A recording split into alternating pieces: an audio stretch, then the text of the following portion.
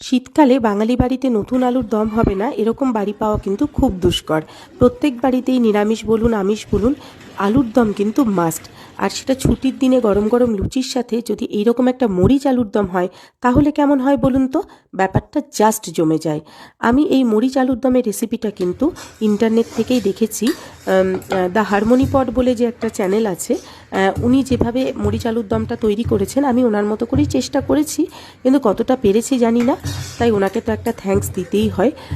তো আর কি, গরম গরম লুচি বেলা হয়ে গিয়েছে, তার সাথে এই মরিচ আলুর দম দুর্দান্ত, জাস্ট ফাটাফাটি।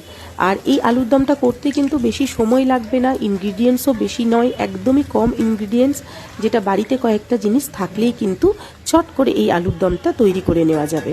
আসুন দেখে নিই যে আমি কিভাবে এই মরিচ আলুর দমটা তৈরি করেছি।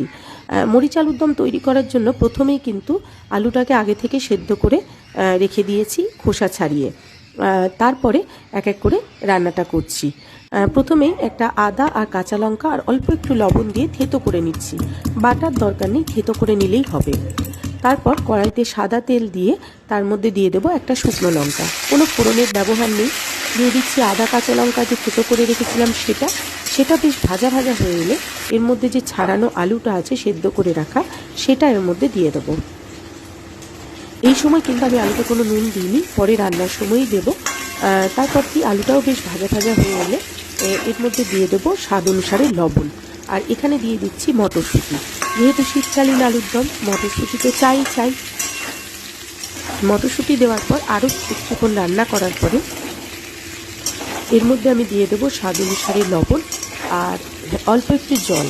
আপনারা চাইলে জলটা স্কিপও করতে পারেন, একদম যদি শুকনো খেতে চান। আর যদি একটু গ্রেভি রাখতে চান তাহলে অল্প একটু জল ব্যবহার করতেও পারেন। দিয়ে দিলাম গোলমরিচ। আমার আলুর দম রেডি। নাড়ানোর আগে দিয়ে দিচ্ছি বেশ খানিকটা ধনেপাতা আর দিয়ে দেবো সবশেষে লেবুর রস। কি খুব সহজ না আলুর দমটা? একবার বাড়িতে ট্রাই করেই দেখুন না, ভীষণ ভালো লাগবে।